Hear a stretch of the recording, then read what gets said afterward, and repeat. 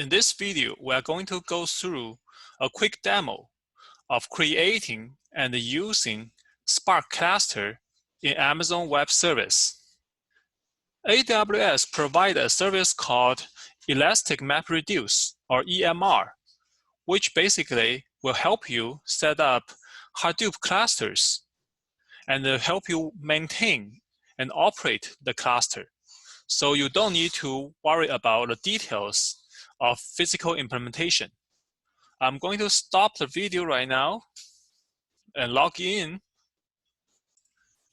Now I'm in the AWS Elastic MapReduce web interface, or EMR interface. You can see here you can do a cluster creation. You click on Create Cluster. It will bring you to some quick options. Have the cluster name and which folder you are going to use, and what do you choose. Here you see different options like Core Hadoop and some HBase or Presto, and the one we are going to use is this Spark. We're going to choose this Spark and move forward. And here we are going to choose certain details. What do you want to use? You want to use a Hadoop core component. You can choose Hive, Hue, or Pig, and we're going to choose Spark too. Spark is right here. So I'm going to choose that and move forward. Now, we are at a page where we can specify the nodes of this cluster. Each cluster have a one and one only master node, but you can have multiple core nodes or task nodes. Here, because this is a classroom demo, I'm going to choose 0 instance for both core and the task because we don't need that much. But in production, you will have to choose a number of instances which can properly handle your load, your workload. If you have 1 petabyte, maybe you want to break it into 1 terabyte for each node, then you will have 1,000 nodes. It's not uncommon to see hundreds or thousands of instances in a Hadoop cluster. As I just said, because this is a classroom demo, we're only going to use master, one master. And here is some security setup. And once we finish, I'm going to click on Create Cluster.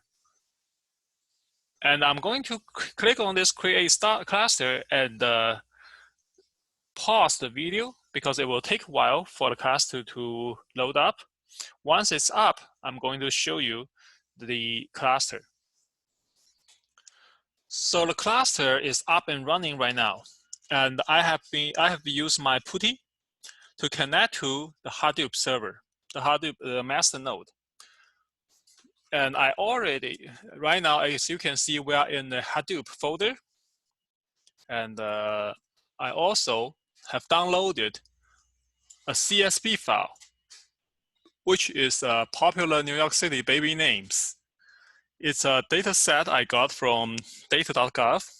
There are some very interesting data sets on this data.gov website.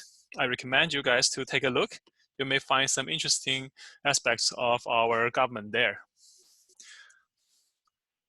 I'm already inside this Hadoop master node, and the Spark is already installed there. So now I can use PySpark to log in, and I can start using Spark by running Python code. Remember, Spark is an application running in the server itself.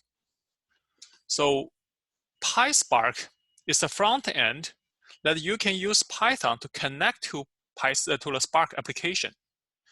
So because of this, once PySpark is up and running, the first thing, of course, we need to introduce certain libraries. Then the next thing is to connect, to create a configuration, to create a Spark configuration and connect to Spark context. You see there are some errors cannot run multiple Spark contexts.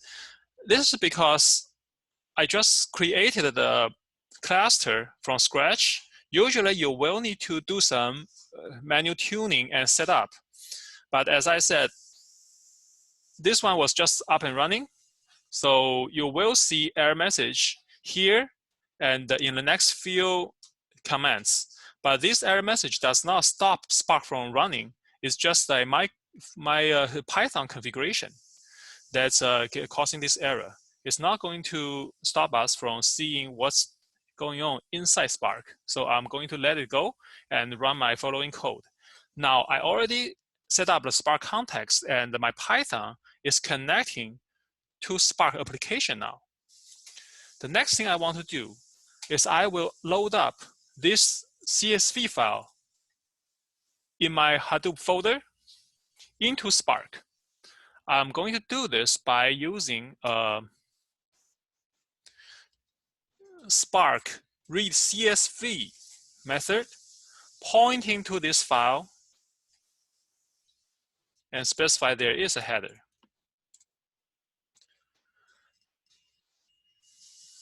So after a few seconds, this df will be loaded, will be defined. I'm sorry, this is not loaded.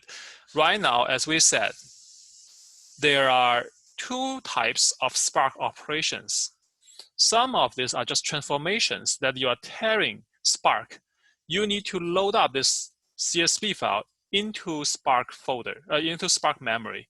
However, this is not a Spark action. The loading has not happened yet. I can also do some more operation, like I can register this data frame as a Spark table.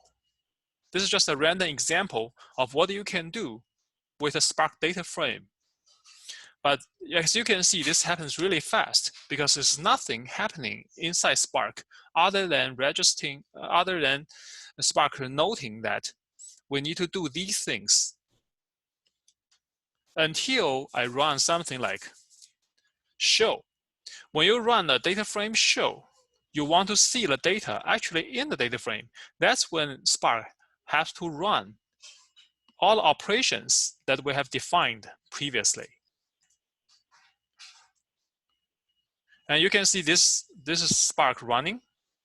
Stage 1 and stage 2 is processing, and now it's showing us a data frame.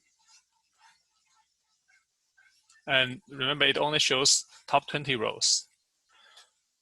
I can also perform some SQL operation where you will see df equals to this new data frame will equal to a select distinct from the previous data frame that we just created, where rank equals to 1, right? Now, just like what happened before, this SQL context itself is not executed at the time of definition. This is just a transformation. So I will need to run another show for this SQL to be actually executed and this data frame to be loaded. So now I'm showing this, and you can see that stage 2 is running in the background, much slower than before, which means the actual operation is running, is executed right now. And now it finished and returned the top 20 rows.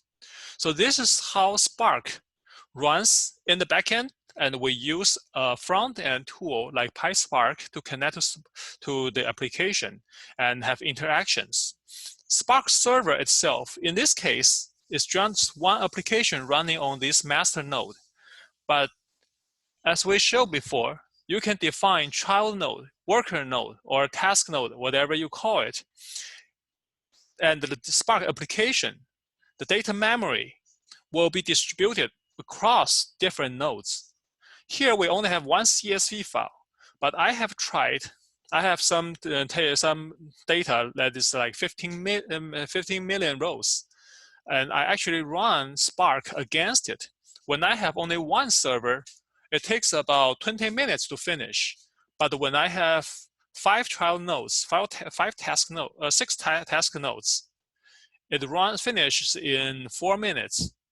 So that's apparently because I distributed the work to 6 different nodes, and it will run much faster.